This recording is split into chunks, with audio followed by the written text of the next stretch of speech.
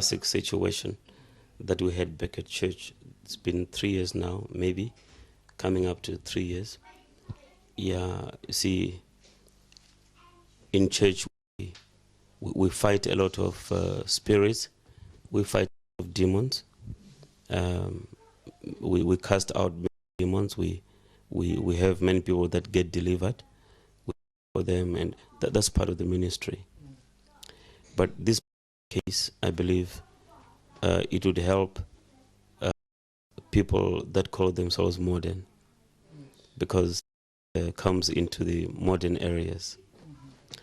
We have a sister that had been coming to church steadily, a believer, and she had a friend of hers that was not a believer. So this sister felt she must call a friend to church and maybe introduce her to church. And this lady comes to church for the first time, and she hears what was going on in church, and then she made a few more visits to church. And this sister asks this lady, "How are you finding it?" And this lady says, "Look, I think you got the truth. I'm getting helped much more than what I was in my old church. But I think, is it possible that I can have an interview with the pastor?" I said, "No problem." So the sister told me. So we set up a date, and she came to church, and I was there at church with my wife. So the three of us sat in the room, and she started relating her life situation. She was first in the family. She was working, of course, but they were having a few family problems in their home, and she was also not having it well for herself in her own family. So she felt she needed some help, some spiritual counseling and everything. So after she told us what was going on in her family, we felt we got to pray for her. Yeah, so we asked this lady to kneel down to pray, and we started praying. This girl had her own car. She had her own accommodation.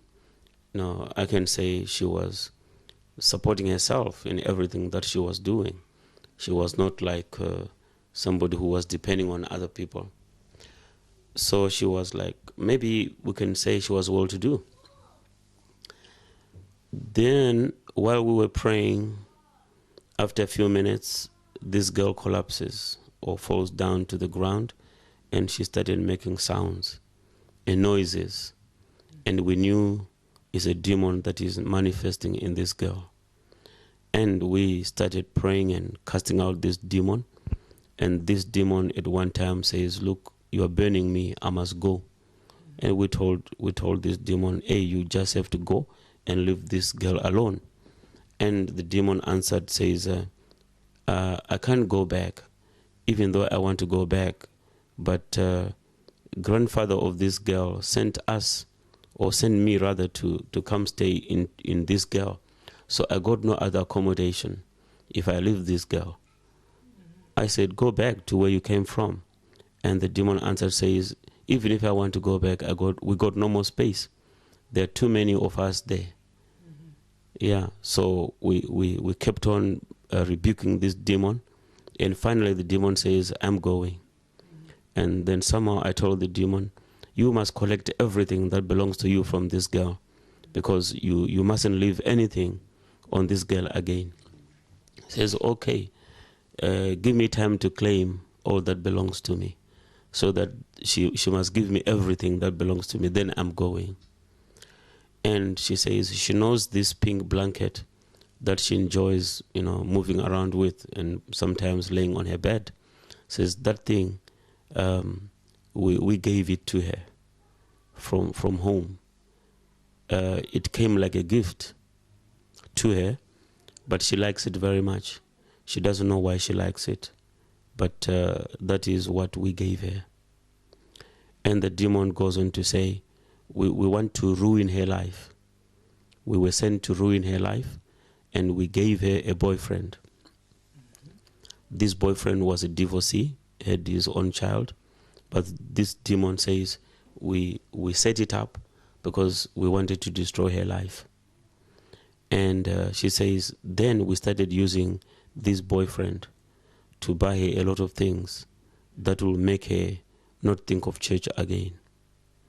So it was claiming the things that she felt, that it felt belonged to itself, so that it must go and take everything and go with away. So the demon says, we used this boyfriend of hers to buy a lot of filthy magazines. So she has a lot of filthy magazines that we bought for her. When she says we, she was talking about itself, the demon itself, with the boyfriend. So the boyfriend was a tool that the demon was using to push this girl away from the to make sure her life gets to be in the wrong place all the time. And then the demon goes on to say, apart from that, we have bought DVDs, worldly DVDs with worldly music for her, and that keeps her busy with the wrong things. And it spoke about some different clothes, high-heeled shoes and trousers that she was given by the boyfriend. The demon says, we did all that. And the demon pauses and says, before I go, recently we bought some meat and filled her fridge. I want my meat. I want my beef before I go. So I said, get away. We cast that demon, and the demon finally left. And the girl came back to awareness again. And this girl didn't know what she was talking about all the time. So we started asking her questions. Do you know this? Do you know all these things? She says, I know all these things. And I said, who bought all these worldly DVDs with music on? Says, my boyfriend did. And who bought you this pink dress, blanket? She says, we got it from home. And she started relating all these other things. We told her, these things belong to the demons. If you keep these things with you, you will never be set free. So you have to let these things go if you must be free again. So the girl says, tomorrow night, I'm bringing everything here with me. We want to burn it. And for sure, the following night, we were waiting for her at church. She brought it was a whole heap of magazines and a whole heap of DVDs of worldly music and some other clothes, trousers and long high-heeled shoes that were bought for her by this boyfriend. It was for the first time that we got to realize that we've been thinking that a demon is always, dealing with dirty things, but we noticed that the demon is now in high tech. It was quite a surprise for us, and I thought this will be quite an example or a warning to some of our young girls and young boys that the devil can ride on them, and they do not know what they're doing, and the devil is having a better part of them. So all these things that they call that's part of their enjoyment, they don't realize that it's demons that's really working on them. That sister, we call her sister now, she's free, she's baptized, she's happy, she's enjoying herself in church, she's busy inviting other people to come so that they can also be freed the way she was. It's wonderful. So we certainly appreciate the Lord that he has done this and freed this sister. Praise the Lord. Thank you very much, Pst Chesa. That's an amazing testimony. I would like to know, did the boyfriend, was he conscious of what was going on, or he was also possessed by the demons to do what he was doing? Okay. I didn't get to ask this girl to bring this boyfriend up so that I can talk to him. But I asked her what the situation was. This young man did not know what he was doing. As far as he was concerned, it was a love affair that he was having with this girl. The thing was, they didn't have real plans of marriage. They were just having a good time. That was all. That's all that was happening. So this girl, we told her, look, if you have to be free, why don't you sit down with this young man and tell her it's over? Because that's the medium that the devil was using in wasting your life away. And you didn't have any direction at all. So she sat down, she called this young man and told him that it's all over. So it's finished. So this girl is very happy, living a life without a boyfriend again. The boyfriend was gone and finished. So the Lord is good. We certainly appreciate the Lord. Thank you very much, Pastor Chesa, with that wonderful and lovely testimony, which I believe it's going to be helpful to the young kids. I'm sure you're having it. So things happening like haphazardly, but it's the demons orchestrating all this meeting. I truly appreciate that time. Maybe our young people would get helped by some of our experiences. One time I was deeply inspired when I was looking at the situation in church about our young people. They would just continue living the life as a Christian, and they would remain bachelors and spinsters. They never think of getting married, and they want to continue the way they were. So the Lord really inspired me to hit into the things that affect the young people. There are certain demons, spirits that affect young people. And these young people, they don't know what is going on around them. Like in this case of this girl, she didn't know why she had to involve herself with this young man. This young man divorced and had his own son. Yet they never thought of getting married or anything, but it was just a continuous life.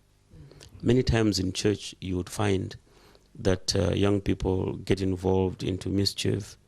Young people get involved in this and other, and they're not busy even with the Lord. They don't go testifying or doing anything else. They're just sitting there in church. So when I took time in church one time, and I said I'm going to preach about the spirits of celibacy. Yeah, that will keep the young people, away from getting married, and the girls away from getting married. So when I started preaching this message, it was very strong, and it really went home, if I can say. The devil didn't like it. I had a backlash. The devil hit me quite a lot on that, but the message went home. So last year and this year, especially last year, I'm not sure we lost count of the kind of the number of weddings we had in church, because people got delivered, because they realized that, there's a demon of celibacy, really. Just wanting to remain single for the sake of it. And you don't have any purpose, you don't have any reason why you want to remain single. I mean, one can remain single because maybe you want to finish up school, or you want to finish up this, that, and the other. But now after you finish school and you're working, why do you want to continue, remaining that way? Now the devil has got, it looks like the devil will find people that he is going to use to get into mischief, especially in the message. So young people in the message have got to realize there's no point when you feel everything that you want to be doing as a bachelor, you've done and finished everything that you've got to do as a spinster, young sister. You have done and finished. So these spirits, they will make the girl refuse any brother who wants to come their way because they just want to be single. For the sake of being single, they don't want anybody to bother them. Yeah, because we have got spirits in this world where the people in this world, they don't want to get married. They just want to stay in, you know. But when these things flow into the message, you don't know why you don't want to get married as a woman. Every brother who comes, you say you don't want, you know. And brothers, the same. They don't even think about it. They feel they want to enjoy their bachelorhood. So it's a real problem, and they don't realize it's spirits. Yeah. So these are some of the kind of things that we meet in this message. Amen. Thank you very much. Without taking much of your time, last question. This demon was mentioning about how they bought DVDs, music, high heels through this boyfriend. So actually, the dress code was sort of inspired by them through this boyfriend. And was there anything about mentioning? Did they mention about watching TVs or watching TV shows or anything surrounding the girl which was inspired? Did they mention anything like that? Yeah, this demon didn't talk about that, but this demon spoke mainly about the entertainment that they provided for this girl. So obviously, if it goes into DVDs, where do you watch it? And you don't only watch it, but you want to watch everything else. It was mainly everything that will keep you entertained and forget about the real things in life. So that is where that is the world that this girl was revolving in all the time. But we thank God she's free. Amen. She's no longer watching those things again. Amen. So it's quite a big lesson. It surprised me because I never met anything like that before. So the brothers also enjoyed hearing something like that because it was quite an eye-opener. You know, that demons are not just dealing with dirty things, but you see they've gone into fashion, and they've gone into high life and high tech and all these things. So it's all demon power that's affecting the people, the children of God. Right. Thank you very much. That was Pastor Pst Chesa, once again relating to us the wonderful things that has happened in the ministry and the way God has also delivered his children. We appreciate your time. Thank you very much once again. God bless you.